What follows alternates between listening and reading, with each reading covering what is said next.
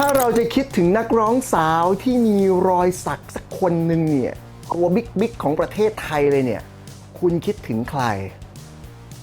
สำหรับผมแล้วต้องเธอผู้นี้ดาเอนโดรฟินครับรายแรกก็ต้องหลายปีเตอร์คอปดิค่ะ จริงป่ะ ไม่รู้เรียกอะไร ไอ้ทริบอลน่ะ ไม่ใช่แค่ช่างสักเมาอย่างเดียว กูก็เมาแพงไหมตอนนั้น 2,000 มั้ง 2,000 ทั้งหลังเหรอ ไม่พาร์ทเนี้ย พันนี้สมควรแล้วล่ะ 2,000 นะ แล้วพอผ่านมามันก็มีเทคโนโลยี removal เกิดขึ้น เสร็จก็คุณไป remove เลย ไม่ถึงขนาดนั้นประมาณโตแล้วค่ะ ประมาณแบบช่วง 4-5 ปีที่แล้ว ผมไม่ค่อยเจออ่ะคน remove ส่วนใหญ่เขาเลือกที่จะเป็นงาน cover up คือไปสักทับเลย แต่ว่า tribal มันคงยาก ใช่พอเส้นมันหนา ใช่ ใช้บอลมันต้องเส้นทึบ แล้วคุณ remove ณตอนนั้นเทคโนโลยีไม่น่าจะเจ๋งขนาดว่าเอาออกหมดถูกไหม ไม่หมด ก็จะเป็นจางๆ 20%ก็คือพอตัวแผลมันต้องโดนความร้อนใช่ไหมคะ แล้วพอมันลอกปุ๊บเราก็ลองสักกุหลาบทับ cover ลงไป แล้วก็ดูว่าปฏิกิริยาเนื้อของเราเนี่ยรับหมึกใหม่ได้ดีแค่ไหน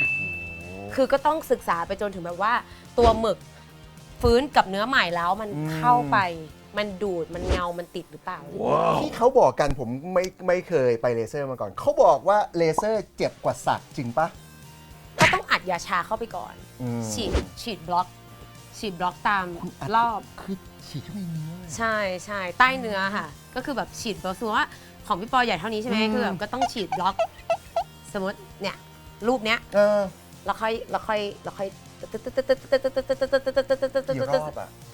3 รอบค่ะถึง 5 รอบแล้วแต่ว่าผิวดำผิวขาวหมึกจางหมึกเข้มของแต่ละคน ค่าสัก 2,000 บาท ค่าลบเท่าไหร่ฮะ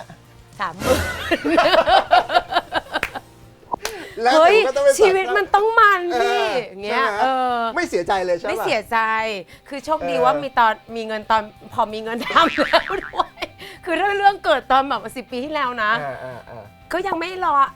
ลบไงก็มาลบตอนนี้ไงตอนที่แบบทำบ้านเสร็จแล้วทำห้องซ้อมเสร็จแล้วคือพร้อมเรียบร้อย ใช่ ตอนนี้เห็นเต็มไปหมดเลยความหมายไอ้เล็กๆแต่ละอันเนี่ย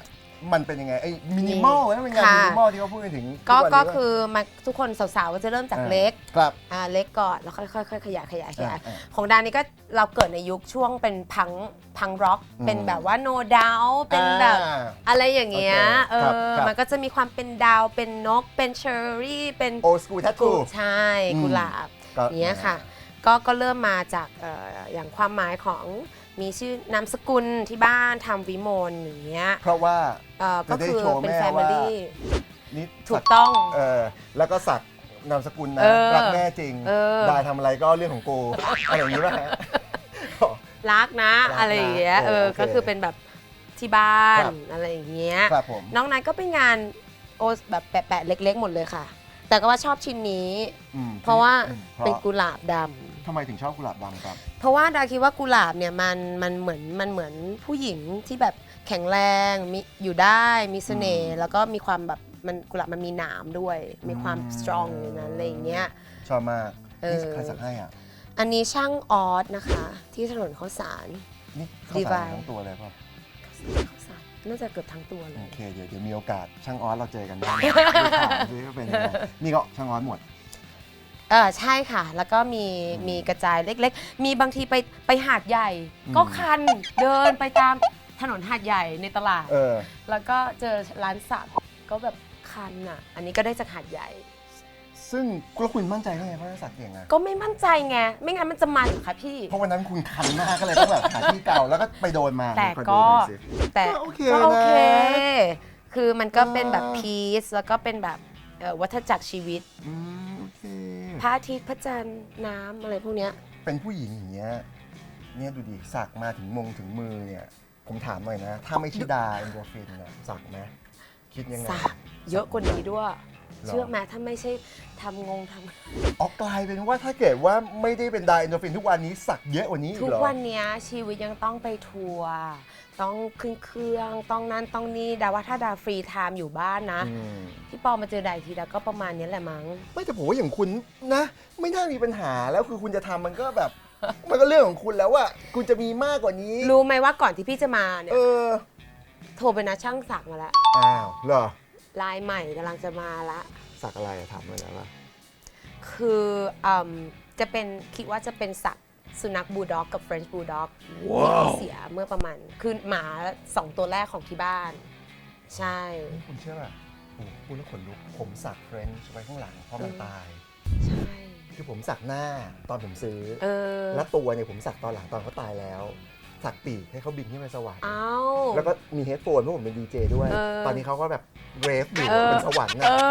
หมาก็แบบมีความสุขเรฟให้เหรอ ใช่ก็จะไปสัก อันนี้ถ้าสมมุติว่าคนที่ดูอยู่ที่บ้านเป็นผู้หญิงสักคนหนึ่งเนี่ยเขาคิดจะสักเนี่ยแต่เขาไม่ใช่ไดโนฟินนะเขาแบบเป็นผู้หญิงคนหนึ่งที่อยากจะสักแต่ก็ยังไม่รู้ว่าให้ยอนาคตจะทำยังไงดีอะไรอย่างเงี้ย เฮ้ยดาว่าตอนเนี้ยพวกแบบบล็อกต่างๆ เรื่องรอยสักในเมืองนอกเนี่ยมันมีที่เลือกเยอะมากใช่ไหมคะ มันมีทั้งงานดอกไม้มีทั้งงานแบบงานเขาเรียกว่าอะไรอ่ะเหมือนเป็นฟิลแบบยูนิเวอร์สแบบว่าคนที่เขาเล่นโยคะหรือว่าต้องการซิมโบลที่มันเป็นสัญญาณของความเซนหรือความอะไรอย่างเงี้ยคือตอนนี้มันมีเยอะมากเลยค่ะคือจริงๆมันก็กลายพันธุ์มาจากแบบว่าเรื่องราวของความเชื่อด้วยอ่ะดาว่าหลายคนที่กำลังจะเอารอยสักเข้าไปในตัวนี้คือกำลังเชื่อเรื่องบางอย่างอยู่แล้วก็แบบสามารถสักเรื่องนั้นลงไปในตัวได้ คุณชอบอะไรอย่างนี้คุณว่ามันมีความหมายมันเป็น spiritual ใช่มันมีสาวๆบางคนที่แบบว่าหนูต้องการแบบแบบให้โลกพระจันทร์อะไรอย่างเงี้ยคือเขาอาจจะเชื่อบางเรื่องแล้วเขาก็แบบเอาความสวยงามเป็นเส้นบางๆดาเคยเห็นผู้หญิงสักแบบแค่แบบสะกิดแบบใช่ทีเนี้ยมันวันก่อนผมไปสัมภาษณ์ช่างสักมามันเป็นเทรนด์มันเรียกว่ามินิมอลแทททูสาเหตุที่เป็นมินิมอลเนี่ยเพราะว่าหนึ่งก็คือไม่อยากได้รอยสักอะไรใหญ่ๆแต่ในเวลาเดียวกันสิ่งที่สักต่อให้เป็นเล็กๆเนี่ยมันก็ต้องมีความหมายกับตัวเขาอย่างดาวอย่างอะไรอย่างเงี้ยเดี๋ยวลองติดตามเทปต่างๆดูนะครับตอนต่างๆดูมีหลายเรื่องที่ต้องพูดกันนอกจากที่เห็นแล้วมีรอยสักอะไรอีกปะตอนนี้ก็ cover ใช่ไหมคะที่งาน cover ข้างหลังเป็นเสือดำทำช่วงเสือดำไปสักตอนที่มีประเด็นข่าวเสือดำ ไม่ใช่ เกิดปีเสือค่ะ เกิดปีเสือก่อนก็แล้วก็จริงๆก็อยากได้งานโทนขึมๆดำๆไม่อยากได้เป็นเสือที่เป็นสีน้ำตาลแบบเป็นสีจริงอ่ะก็เป็นสีดำแล้วก็จะเป็นครอบไปด้วยดอกไม้อยู่ในป่ามันก็มีความเป็นผู้หญิงอยู่ด้วยใช่ก็คือ1 cover การงาน cover เนี่ยมันลายดอกไม้มันจะทำให้มันดูซีดสีพวกงาน cover มันจะหายไปแล้วก็แบบอย่างคุณยายดาอย่างเงี้ยชอบดอกกล้วยไม้เราก็อยากแบบสักดอกกล้วยไม้อยู่กับเราอะไรอย่างเงี้ยคือมันก็เริ่มมีความคิดอะเจ็บไหมสักหลังเจ็บค่ะเจ็บมันเจ็บแบบทนไหวไหมทนแบบมันจุกๆอะเพราะว่ามันเหมือนเส้นประสาทมันเยอะอะค่ะแหมซีดทำเป็นแบบเนี่ยก็ซีดตลอดเลยอะเหมือนกับแบบตัวไม่เคยโดนเข็มลงหน้านะคือหลังเจ็บสุดดามีซี่โครงด้วยนะดามีซี่คุณมีใช่ไหมใช่นี่พวกคุณมีซี่โครงกันป่ะฮะทุกคนก็มีซี่โครงไม่ใช่แททโทมันก็มาลงตรงนี้ชิ้นตรงนี้ประมาณฝ่ามือแล้วคนก็บอกว่าตรงนี้เจ็บมากเลยแล้วก็มีหน้าท้องคุณนี่แบบซาดิสแต่ละจุดคุณแล้วก็มีหน้าท้อง ที่รับแอบไปเจออะไรไม่มีค่ะแน่ใจนะเดี๋ยวมีเจาะแค่นี้เจาะแค่นี้เพราะว่าชอบเอมี่ไวท์เฮาส์ปกตินะเวลาไปสัมภาษณ์ผู้หญิงนะเนี่ยถ้าสมมุติว่าต้องพาแฟนไปหาแม่แล้วแบบแฟนมีรอยสักจะผมถามคุณไม่ได้อะดาอย่างคุณคงแบบผมถามว่าคุณคงแบบตอบว่าคงจะเฉยๆก็ลุกคุณก็เป็นอย่างนี้ถ้าแฟนจะมีรอยสักก็ไปเจอคุณพ่อคุณแม่ไม่มีปัญหาหรอกนะผมเข้าใจถูกปะใช่คือมันไม่ได้ซีเรียสค่ะจะบอกว่าคือยุคพวกเรามันเป็นยุคเทิร์นที่แบบว่าเรื่องรอยสักมันเป็นเรื่องเหมือนเจาะไปแล้วตอนนี้ยุคเราเนี่ยเรื่องรอยสักมันเป็นยุคเทิร์นที่แบบมันเจาะจมูกเจาะหูไปแล้วเล็กๆแล้วอะไรอย่างเงี้ยแล้วอีกอย่างหนึ่งแล้วดาก็รู้สึกว่าทั้งโลกมันกลายไปเปลี่ยนว่าเฮ้ยคนที่มีรอยสักหรือแฟชั่นนิสต้าหรือคนที่มีชื่อเสียงในการเป็นคนประสบความสำเร็จในเรื่องต่างๆโดยที่ไม่ต้องแบบเป็นอะไรที่อยู่ในบล็อกอย่างเดียวดามีอะไรจะเตือนไหมถ้าคนอยากจะสักอะไรเป็นสิ่งสำคัญบ้างแต่ว่าเรื่องนั้นแหละเรื่องการตัดสินใจคือทำอะไรก็ควรจะต้องมีความหมายกับตัวเราใช่เนาะมีความหมายแล้วก็ไม่มีความหมายไม่มีอะไรนะไม่มีความหมายแล้วไม่มีอย่างเช่นบางทีสวยอ่ะ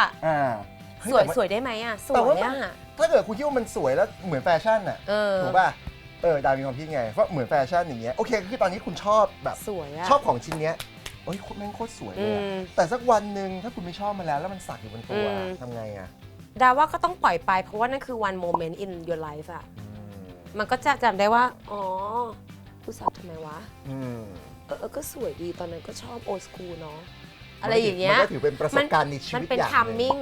ถ้าสักมันสามารถจดจำได้ด้วยใช่พี่ว่าตอนนั้นอะ ใช่ 18 19อะไรอย่างเงี้ย คือเรื่องพลาดมันเป็นเรื่องที่แบบว่า ก็โอเคอะไรอย่างเงี้ยแฟนฝรั่งโหรูปหล่อเท่มากผู้ชายคนนั้นอยากได้กันทั้งประเทศผู้หญิงชอบมากหล่อมากสักไหมคนนั้นเขาสักภาษาไทยว่ารู้จักกับคุณเหรอแฟนเก่าเขาค่ะ เป็นคนไทยเหมือนกันสักอะไรฮะแรงบันดาลใจเขียนว่าแรงบันดาลใจใช่เขาเป็นอาร์ติสต์ไงเขาเป็นอาร์ติสต์ใช่เขาก็เลยสักคำว่าแรงบันดาลใจ มีแค่ลายเดียวเลยมีแค่ลายเดียวเลยถ้าแฟนตัวเกลี้ยงมากคุยเยอะมากสำหรับแบบเราก็สักมาเยอะแล้วใช่ป่ะแล้วก็วันหนึ่งก็เห็นคนสักหน้าดาว้าวนะเขาเอาหน้าคุณเนี่ยไปสักใช่เป็นพอร์เทรตนี้หรอใช่ค่ะก็เหมือนเวลาสักแบบเอริสเพนสลีย์สักมาดอนน่าสักอะไรอย่างเงี้ยเดี๋ยวผมเคยเห็นผมเคยเห็นรอยสักหน้าดาเหรอใช่บนโต๊ะแต่ผมไม่เคยเห็นของจริงนะผมเคยเห็นว่ามันมีรูปเนี้ยมาออกในโซเชียลว่าเป็นหน้าคุณใช่แล้วหนูดาน่าจะเป็นคนโพสน่าจะเป็นคุณนะแต่เดี๋ยวเขารู้จักคุณปะเขาเป็นแฟนเพลงแล้วเขาหน้าแบบเด็กใต้เลยอ่ะผมแบบมาริโฮน่าพี่แบบแนวนั้นอ่ะใช่เขาสักตรงไหนเขาสักตรงนี้และไอตอนแรกอะที่เขาสักคุณมารู้ได้ยังไงว่าเขาสักเขาไปเชียร์ดาที่เวทีแล้วเขาก็เอาหอบอัลบั้มหอบโปสเตอร์ทุกสิ่งอย่างมาแล้วเขาก็แบบพี่ครับนี่พี่ดา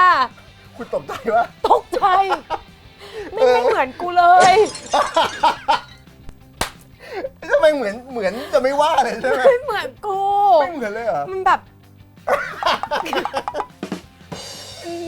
เงามันไม่ได้คือแบบเขาก็แบบเฮ้ยผมสักหน้าพี่ครับเงี้ยแล้วก็แบบเฮ้ยเอาจริงเหรอแล้วก็แบบคือเหมือนไม่เหมือนแม่งกูมองข้ามตรงนั้นไปแล้วแม่งโคตรใจเลยอ่ะแล้วเขาบอกไหมว่าทำไมนอกจากว่าเขาชอบคุณมากเขาชอบมากเขาบอกว่าเนี่ยแบบคือแบบเป็นผู้หญิงที่เขาแบบว่ายกย่องมากคนนี้อะไรอย่างเงี้ยแล้วก็แบบใช่คือความไม่เหมือนคือดัดทิ้งไปเลยอ่ะบอกให้เขาไปเลเซอร์แล้วสักใหม่ให้เหมือนเดี๋ยวไปสวยหน่อยช่วยดีกว่าตามเขามาสักให้ดีกว่าให้หาช่างให้เขาดี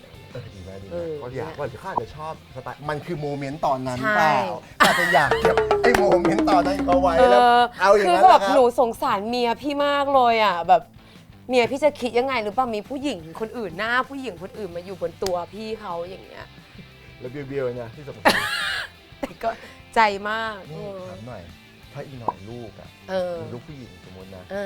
ลูกผู้ชายคงให้แล้วล่ะถ้าลูกผู้หญิงแบบแม่อยากสักเหมือนแม่แล้วบอกแบบตั้งแต่สมัยเขาวัยยังไม่สมควรวัยยังไม่สมควรฮะคุณจะบอกเขายังไงก็พาไปเด็กๆนะก็พาไปก่อนแล้วก็แบบ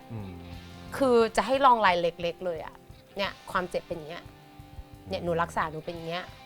เนี่ยหนูต้องทนอยู่แบบไม่ต้องอาบน้ำห้ามโดนน้ำอย่างเงี้ยอย่างเงี้ยแล้วแม่ก็ตอนที่ลูกสักแม่ก็ไปรออีกโต๊ะหนึ่งไปสักอีกโต๊ะหนึ่งรออยู่ก็ไม่ว่าแต่เราพาไปถ้าเขามาขอก็จะเป็นคนพาไปแล้วอาจจะเลือกที่มันไม่จงแจ้งอะไรมากให้ลองเฉยว่าเนี่ยมันเป็นอย่างเงี้ยใช่มันเหมือนเด็กอะบางทีอะเราชอบแบบว่าอย่าทำมันไม่ได้อะเด็กสมัยนี้มันต้องแบบว่าทำให้รู้แล้วก็พออย่างเงี้ยดีกว่าให้ดาฝากถึงคุณผู้ชมทางบ้านโดยเฉพาะคุณผู้หญิงทั้งหลายที่ชื่นชอบดาเอนโดรฟินเหลือเกินประสบการณ์ในเรื่องรอยสักถ้าอธิบายให้ฟังได้เนี่ยอยากจะสอนอะไรก็หาสิ่งที่แบบมีความหมายกับชีวิตนะคะแล้วก็ทัมมิ่งที่เหมาะสมแล้วก็เดาว่าตอนนี้มันก็ค่อนข้างที่จะเป็นแฟชั่นที่ใกล้ตัวมากขึ้นนะคะเพราะฉะนั้นสาวๆก็คิดดีๆเรื่องความหมายเดาว่าความหมายสำคัญนะคะความสวยมันเพิ่มเติมมันตกแต่งได้นี่เงี้ยก็ลองดูนะคะแล้วก็จริงๆแล้วก็ไม่ได้ห้ามนะคะแล้วก็จะบอกว่า ไม่สนับสนุนไม่ได้ห้าม ไม่หรอกไม่ได้ห้าม เออ แต่ก็ไม่ได้แบบไปเลยอะไรอย่างงี้นะคะเอาความชอบละกันเพราะว่าแต่ละคนก็ไลฟ์สไตล์ไม่เหมือนกัน ความชอบความพร้อม ใช่ แล้วก็ต้องมั่นใจจริงๆคืออยากให้คิดอย่างเงี้ยว่ามันอยู่กับคุณตลอดชีวิตอะ ใช่ ถูกปะ เพราะไม่งั้นก็จะเจ็บตัว3 รอบ เสียตังค์มากขึ้นด้วย ใช่ นะฮะ ขอบคุณมากเลยครับดาว ค่ะ วันนี้โอ้สุดยอด ขอบ ขอบ คุ คุณ ณ ครั ค่ะ บ ขอบคุณมากครับ ขอบคุณครับ น้องดาวเป็นคนที่โชคดี มีความรักในรอยสัก สามารถจะสักได้ตั้งแต่เด็ก แต่ในเวลาเดียวกันดาเอนโดรฟินเป็นผู้หญิงที่มีความสามารถนะฮะ โชคดีนะครับ sign contract กับ Grammy ตั้งแต่ยังอยู่มัธยมอยู่ ฉะนั้นเนี่ยผมอยากจะบอกว่าถ้าเราอยากจะทำอะไรที่มันตามใจตัวเองเป็นตัวของเราเองจริงๆ เราต้องคิดนิดหนึ่งว่าเฮ้ยมันจะมีผลกับการทำงานในอนาคตหรือเปล่า เรื่องนี้สำคัญมากนะครับดาเอนโดรฟินเป็นคนที่โชคดี แต่พวกเราเองมันก็ไม่แน่ไม่นอนนะอาจจะเกี่ยวเหมือนกันนะในเรื่องของการทำงานคิดดีๆก่อนทำครับ